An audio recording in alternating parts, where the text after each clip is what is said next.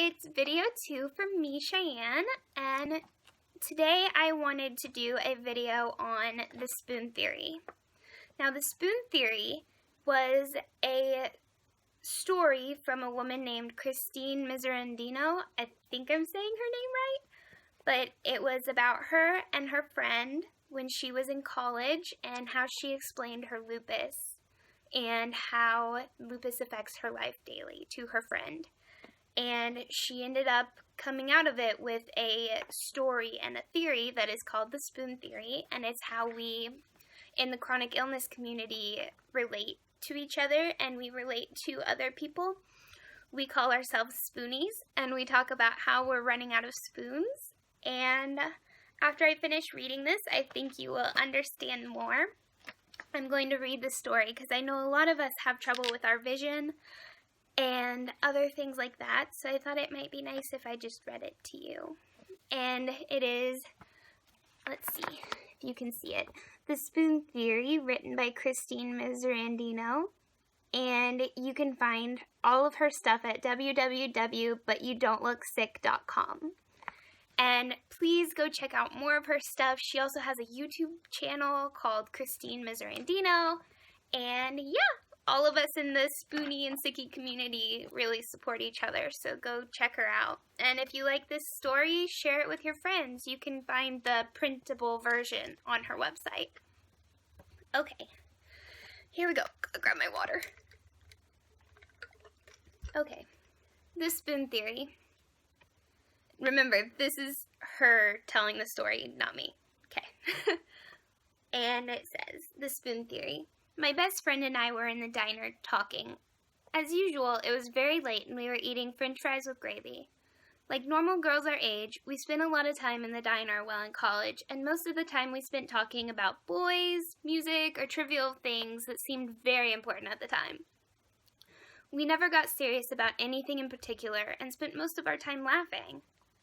As I went to take some of my medicine with a snack, as I usually did, she watched me with an awkward kind of stare. Instead of continuing the conversation, she then asked me out of the blue what it felt like to have lupus and be sick.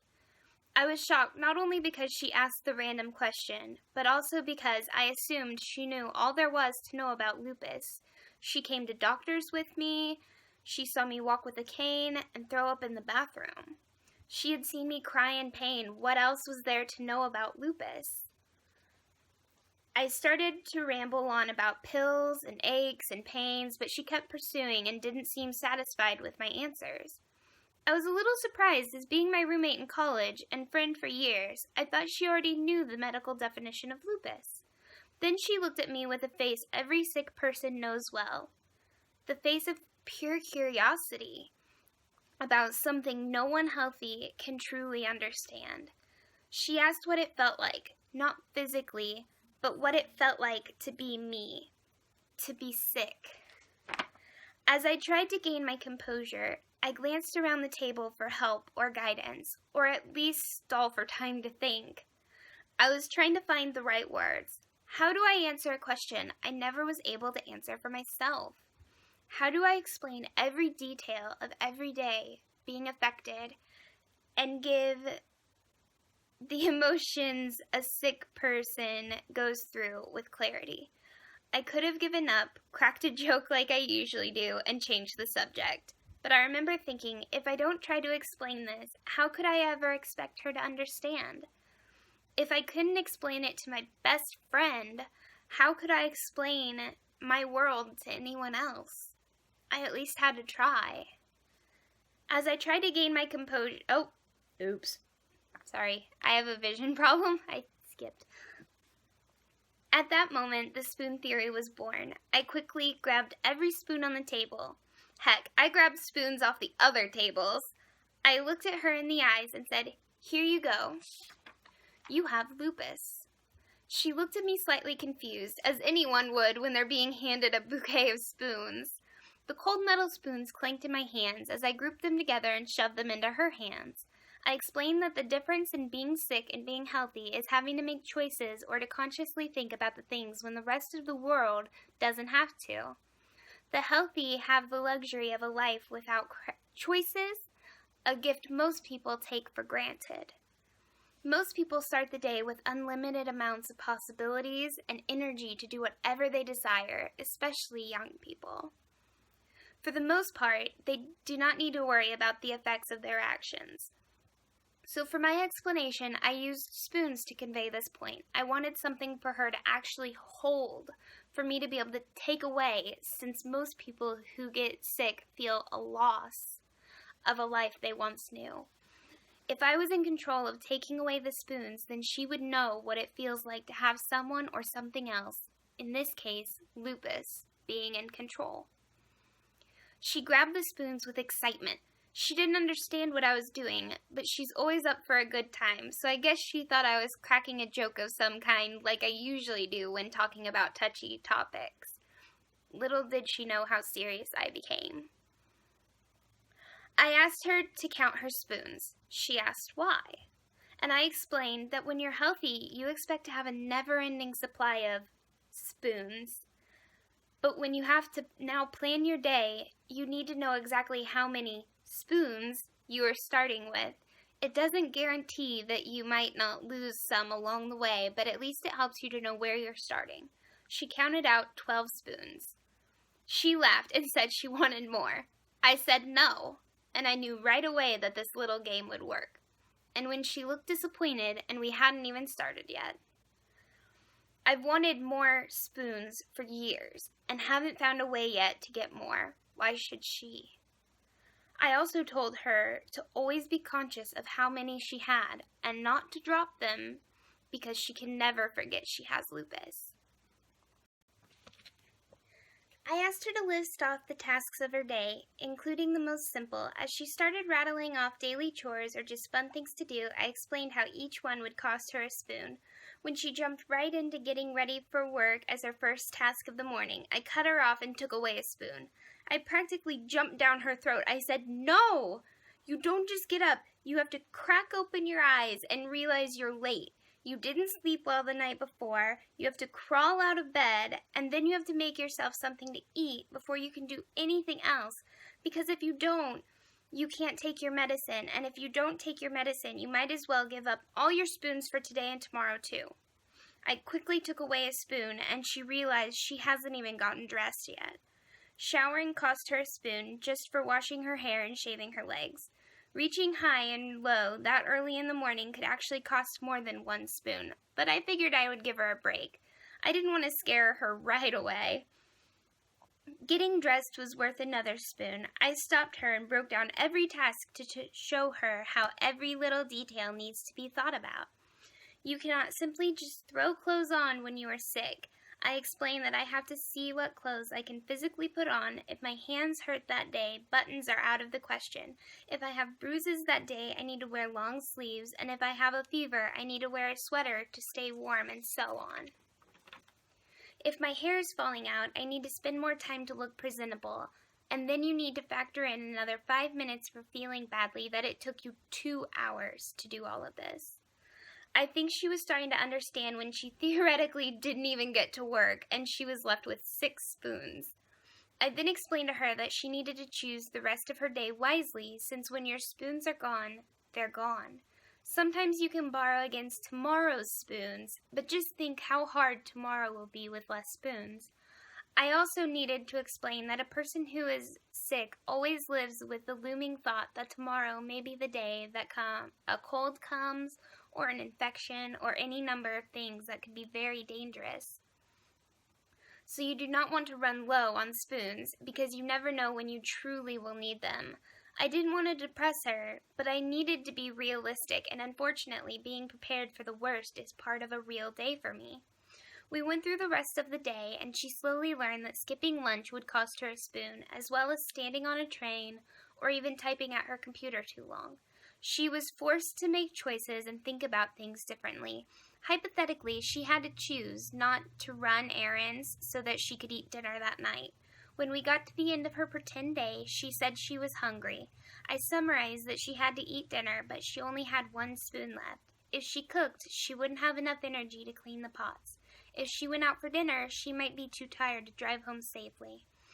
Then I also explained that I didn't even bother to add into this game that she was so nauseous that cooking was probably out of the question anyway. So she decided to make soup. It was easy. I then said it was only 7 p.m. You have the rest of the night, but maybe end up with 1 spoon so you can do something fun or clean your apartment or do chores, but you can't do all of it. I rarely see her emotional, so when I saw her upset, I knew maybe I was getting through to her. I didn't want my friend to be upset, but at the same time, I was happy to think finally maybe someone understood me a little bit. She had tears in her eyes, and she asked quietly, "Christine, how do you do it? Do you really do this every day?" I explained that some days were worse than others. Some days I have more spoons than most, but I can never make it go away, and I can't forget about it. I always have to think about it. I handed her a spoon I had been holding in reserve. I said simply, "I've learned to live with an extra spoon in my pocket in reserve. You always need to be prepared." It's hard. The hardest thing I've ever had to learn is to slow down and not do everything. I fight this to this day. I hate feeling left out, having to choose to stay home or to not get things done that I want to. I wanted her to feel that frustration. I wanted her to understand that everything everyone else does comes so easy, but for me, it is 100 little jobs in one. I need to think about the weather, my temperature that day, and the whole day's plans before I can attack any one given thing. When other people can simply do things, I have to attack it and make a plan like I'm strategizing a war. It is in that lifestyle the difference between being sick and healthy. It is the beautiful ability to not think and just do. I miss that freedom. I miss not having to count spoons. After we were emotional and talked about this for a little while longer, I sensed she was sad. Maybe she finally understood. Maybe she realized that she never could truly and honestly say she understands. But at least now she might not complain so much when I can't go out for dinner some nights, or when I never seem to make it to her house and she always has to drive to mine.